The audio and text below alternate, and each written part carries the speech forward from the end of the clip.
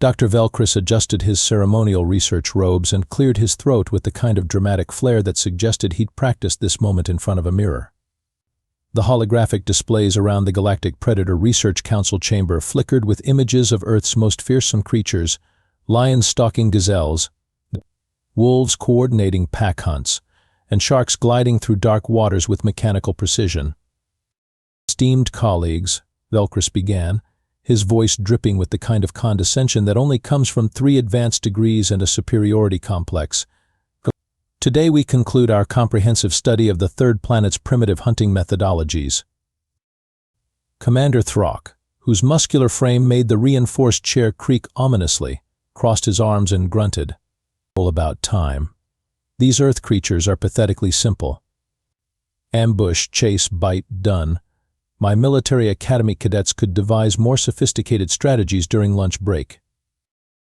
Pip, the nervous junior scientist whose antenna twitched whenever anyone spoke too loudly, shuffled through his data tablets.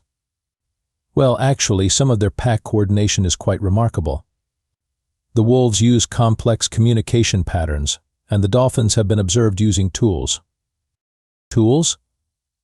Throck barked a laugh that sounded like a garbage disposal eating silverware.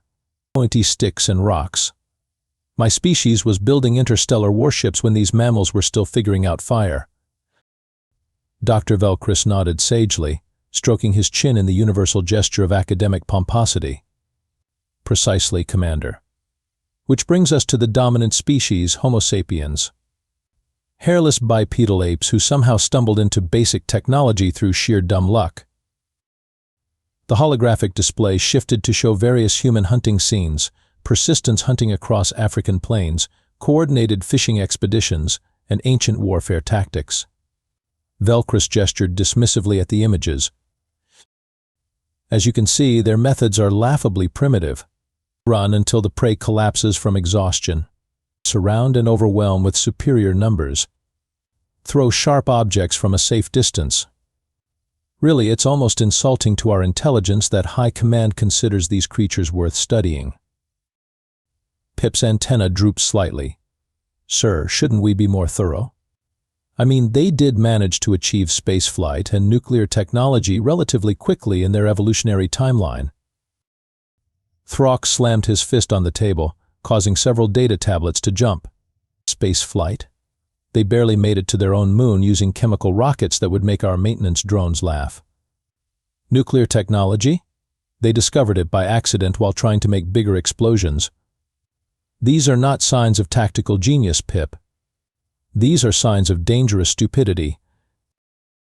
"Exactly," Velcris agreed, his voice taking on the tone of a professor explaining basic concepts to particularly slow students.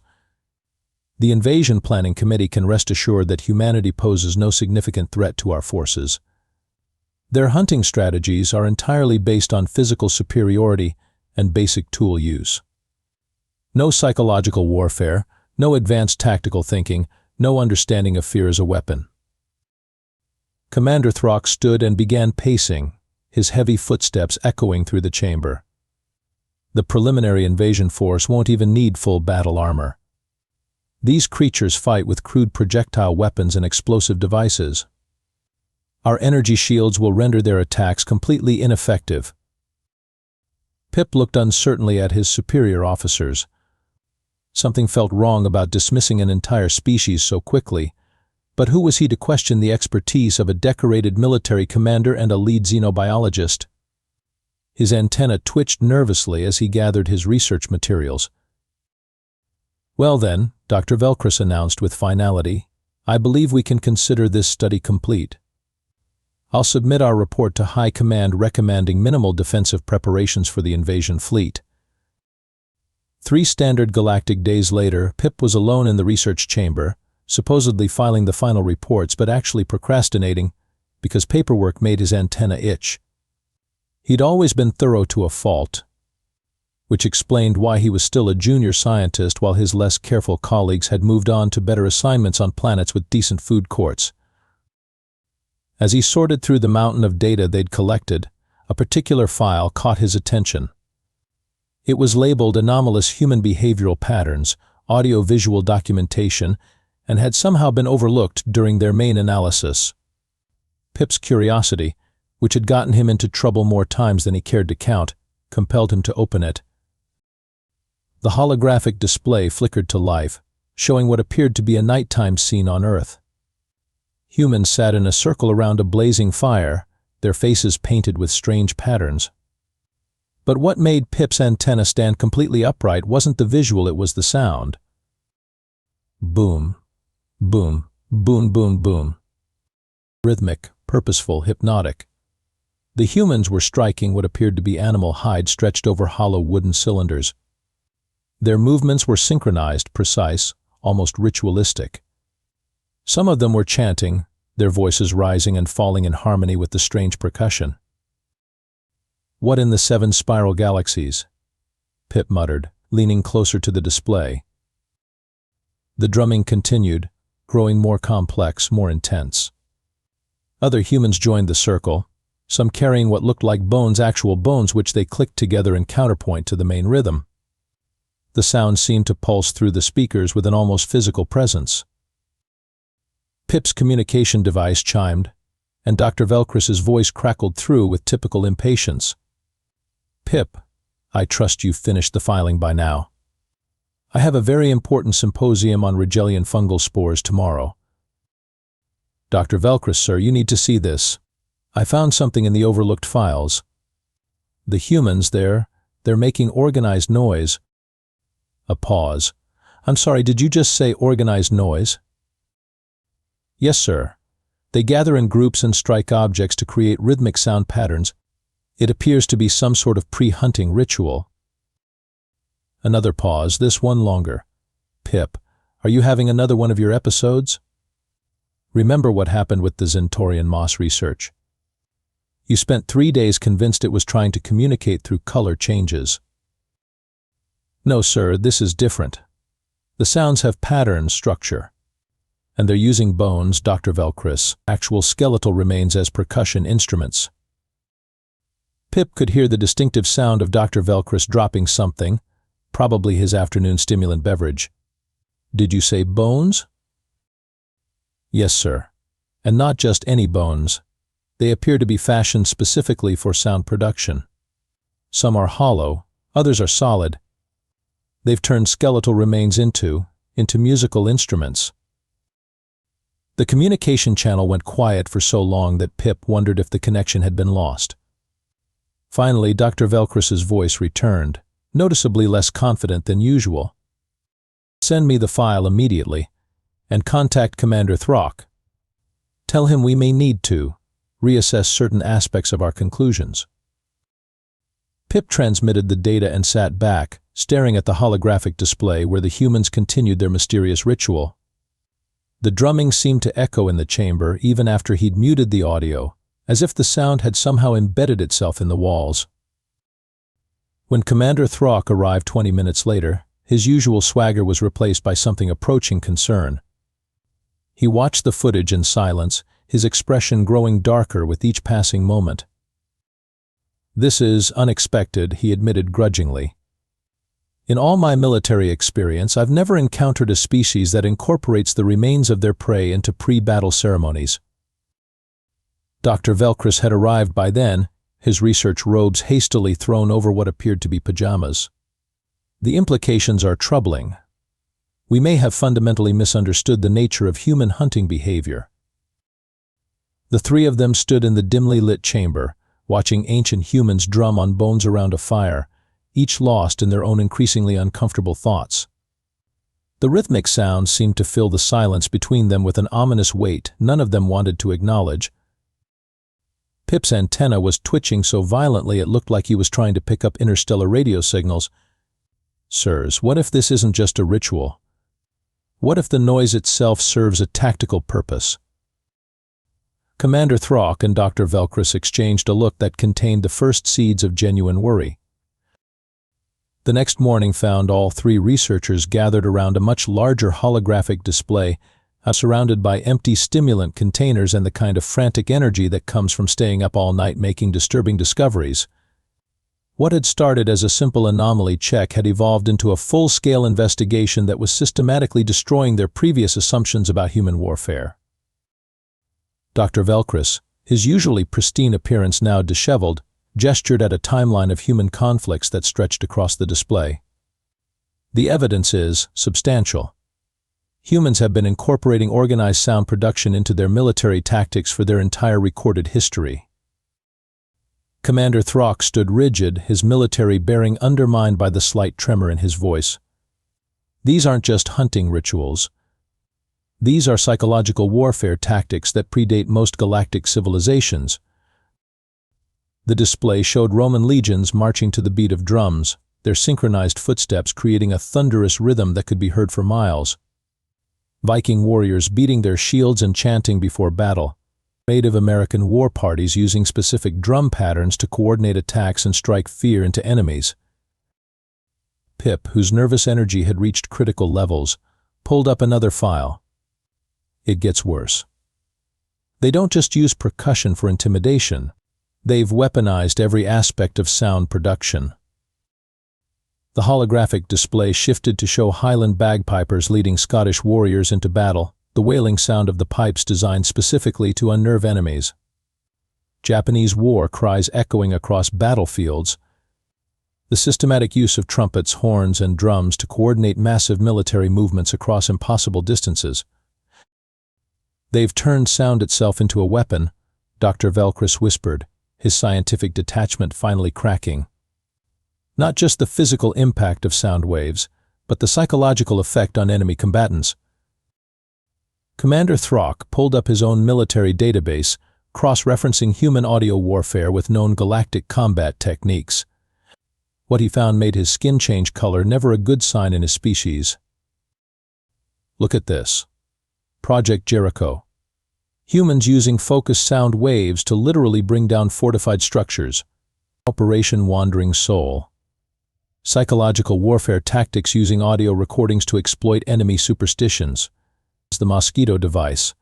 Sound frequencies specifically designed to cause physical discomfort in target demographics. The chamber fell silent except for the hum of processing units and the occasional nervous click from Pip's antenna.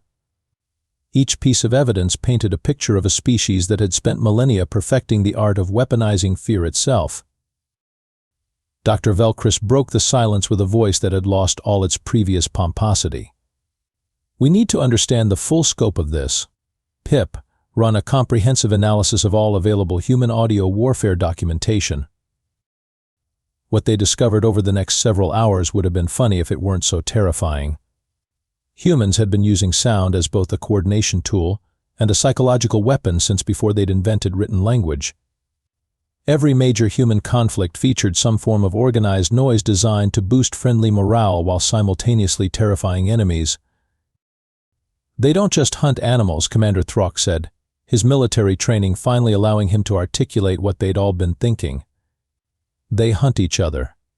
And they've spent thousands of years perfecting techniques specifically designed to break the mental resistance of intelligent opponents. Pip pulled up a compilation of human battle cries throughout history, Celtic war whoops, Mongol throat singing, Maori haka, rebel yells from various conflicts. Each one designed to project confidence while inspiring terror.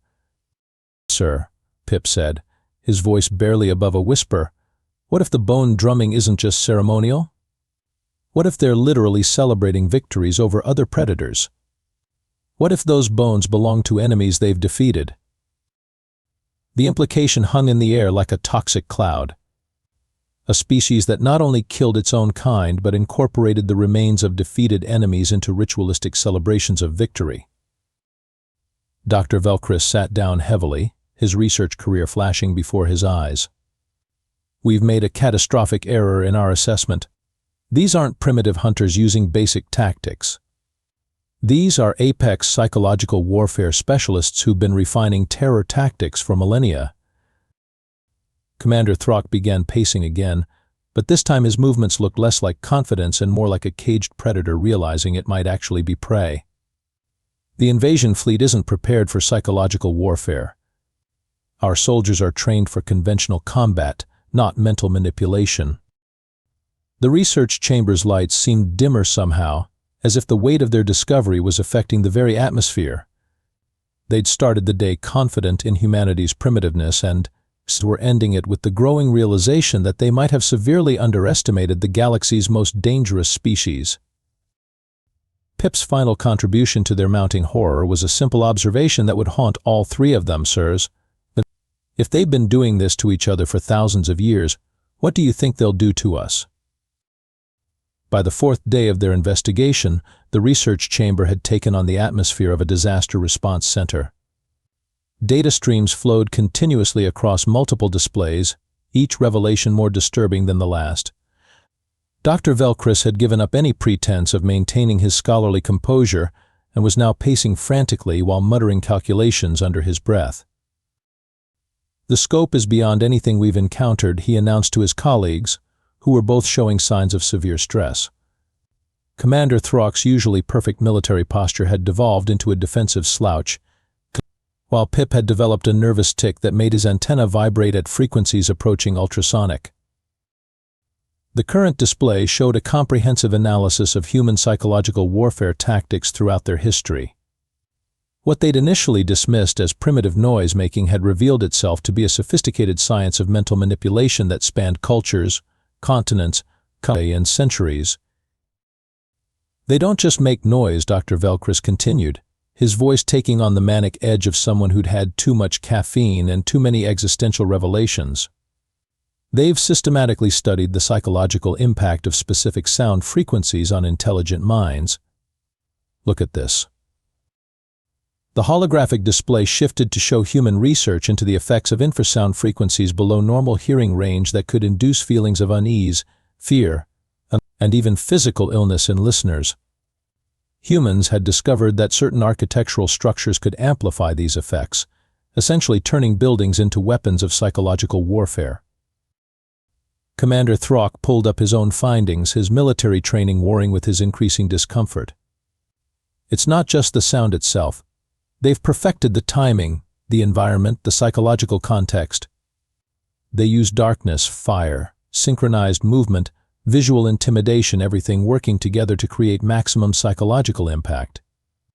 Hip, who had been unusually quiet for the past hour, suddenly spoke up with a voice that cracked slightly.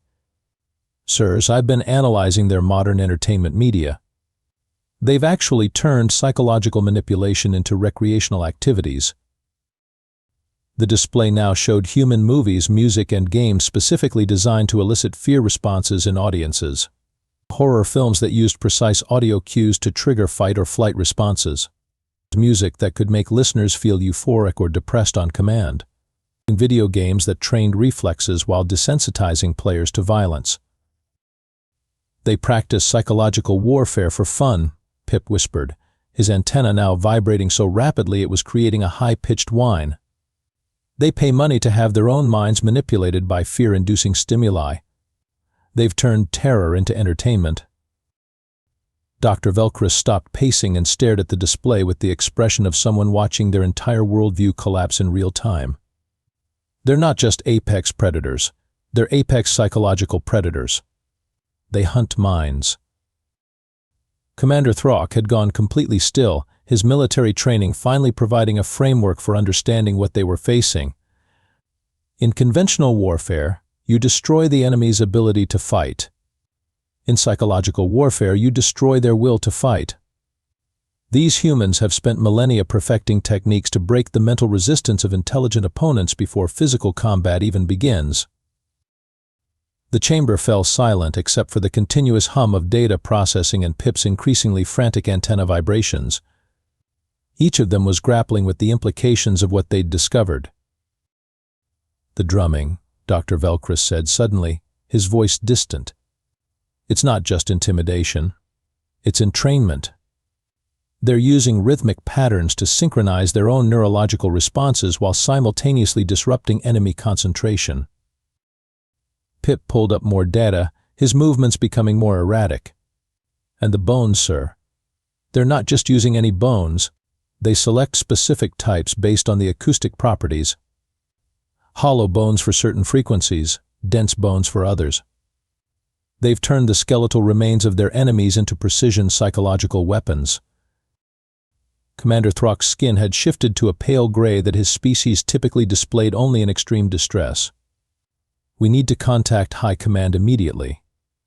The invasion fleet needs to be warned that they're not facing primitive hunters with crude weapons. They're facing psychological warfare specialists who've had thousands of years to perfect techniques specifically designed to break the minds of intelligent opponents.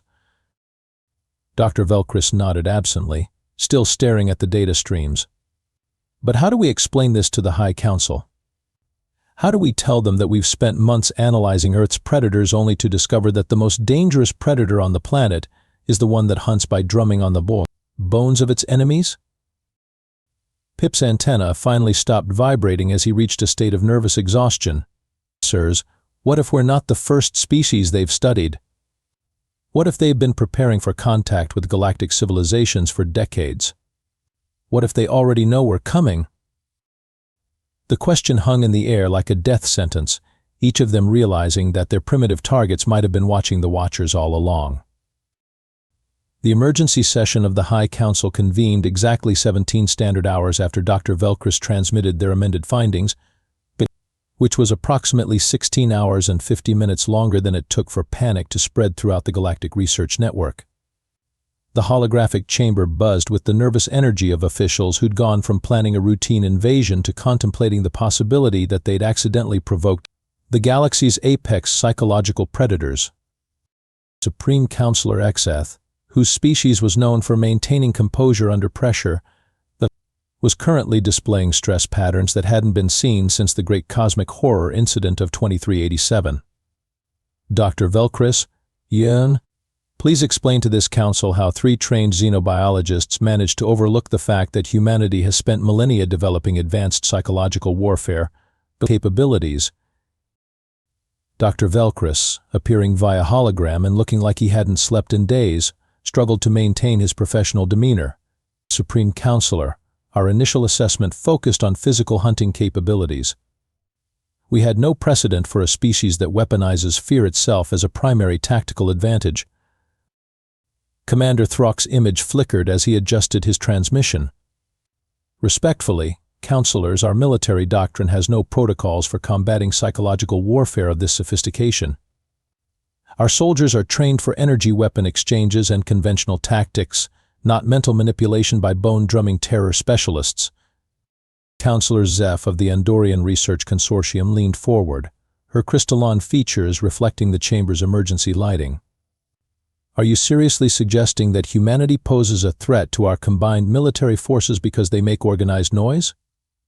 Pip, who had been reluctantly dragged into the emergency session, found his voice despite his antenna's increasingly violent twitching. Counselor, it's not just noise. They've developed techniques to induce specific psychological states in intelligent minds using precisely calculated audio stimuli. They can cause fear, confusion, rage, or euphoria on command.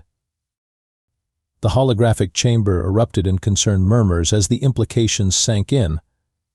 Several counselors began speaking simultaneously, their voices creating a chaos that would have made any human psychological warfare specialist proud. Supreme Counselor Exeth called for order, his own stress patterns now resembling abstract art. The invasion fleet is already en route to the Sol system. Are you telling this council that we need to abort a military operation because of drumming? Dr. Velcris pulled up the compiled evidence, his hands shaking slightly as he manipulated the holographic controls. Supreme Counselor, they don't just use drums. They've weaponized every aspect of sound production. They can coordinate massive military operations using audio signals while simultaneously breaking enemy morale through precisely targeted fear induction. Commander Throck's military training finally asserted itself. Counselors, I recommend immediate implementation of emergency protocols.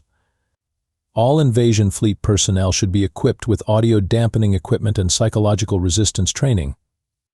Counselor Vrek, whose species communicated primarily through subsonic vibrations, looked particularly disturbed. If they've weaponized sound itself, our entire communication system could be compromised. They could turn our own coordination methods against us. The chamber fell silent as this new horror registered. A species that could not only break enemy morale but potentially hijack their communication networks through audio manipulation was every military strategist's nightmare. Pip, driven by nervous energy and caffeine, pulled up additional data. Counselors, there's more. They've incorporated psychological warfare into their recreational activities.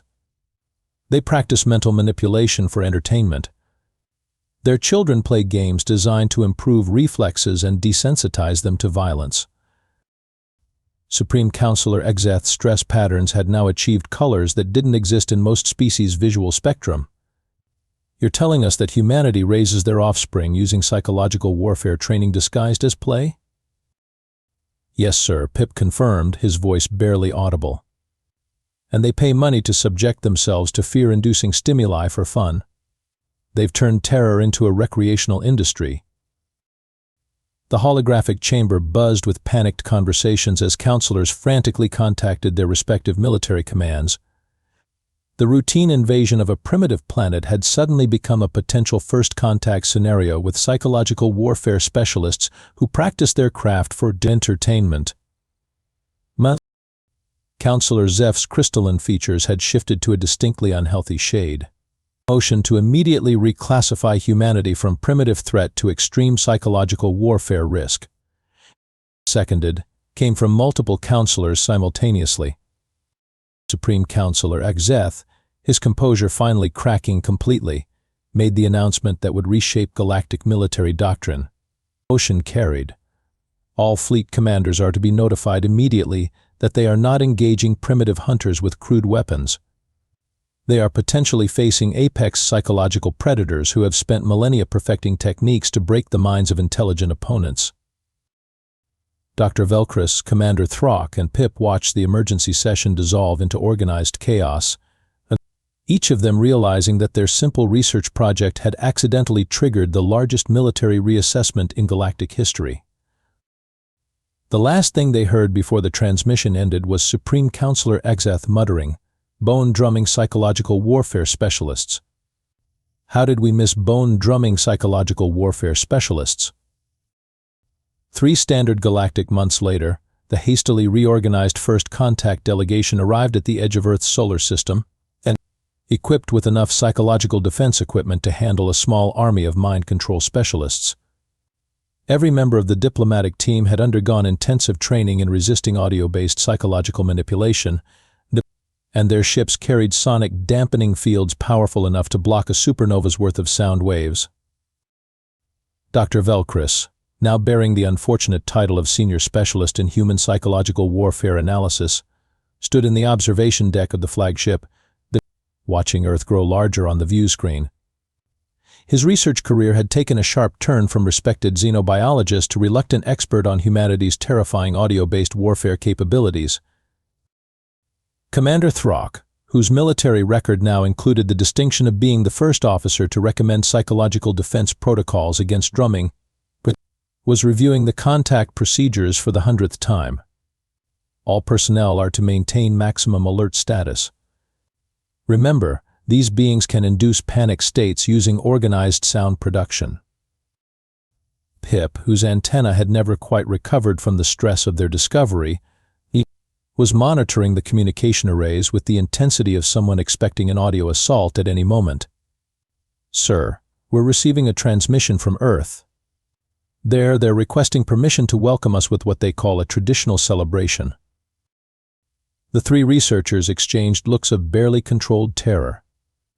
A traditional celebration involving beings who weaponized sound for psychological warfare could only mean one thing.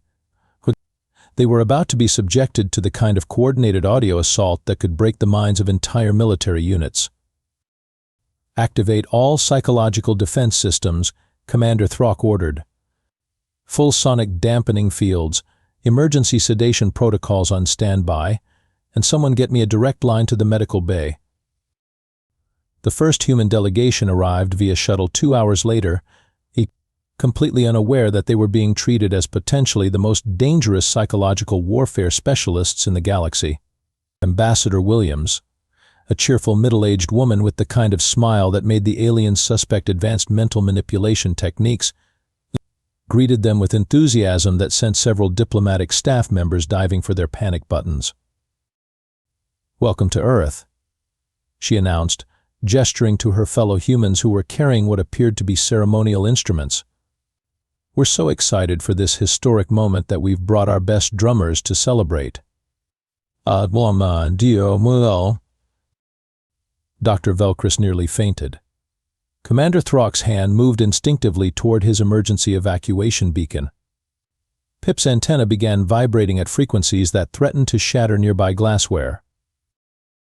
The human drummers, completely oblivious to the terror they were inspiring, began setting up their instruments with the casual efficiency of people who considered rhythm making a fun social activity rather than advanced psychological warfare. They chatted among themselves about tempo and timing with the kind of technical discussion that confirmed the aliens' worst fears about humanity's sophisticated audio manipulation capabilities.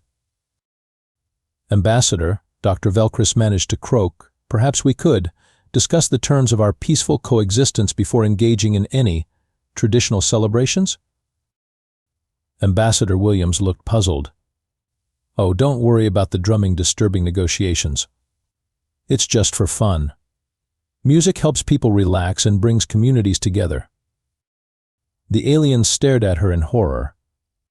The humans thought psychological warfare was relaxing.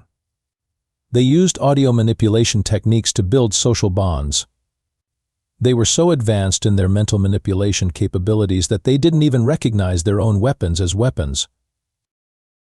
Within minutes, the treaty negotiations had been completed with record speed, largely because the alien delegation was too terrified to make any demands that might provoke the humans into demonstrating their psychological warfare capabilities. Every human request was met with immediate agreement, every term accepted without question.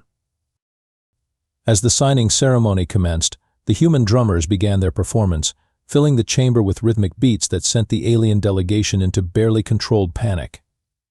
The humans, meanwhile, were genuinely confused by their guests' obvious distress at what they considered celebratory party music.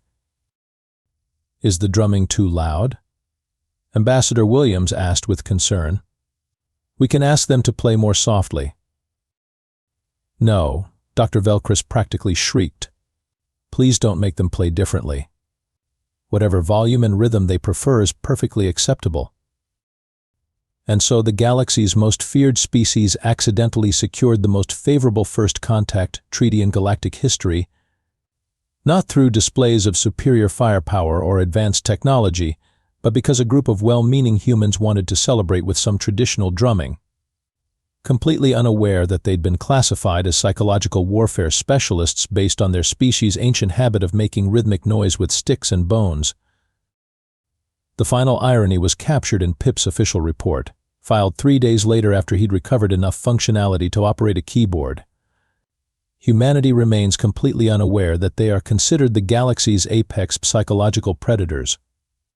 They appear to genuinely believe that organized sound production is a recreational activity designed to promote social bonding and entertainment. Recommend continued classification as extremely dangerous, but suggest that their threat level may be manageable as long as no one ever tells them how terrifying they actually are. Dr. Velcris added a personal note to the file. Sometimes the most dangerous predators are the ones who don't know they're predators. The drumming, meanwhile, continued late into the night, as humans and aliens celebrated the beginning of interspecies cooperation, though only one species understood what they were actually celebrating.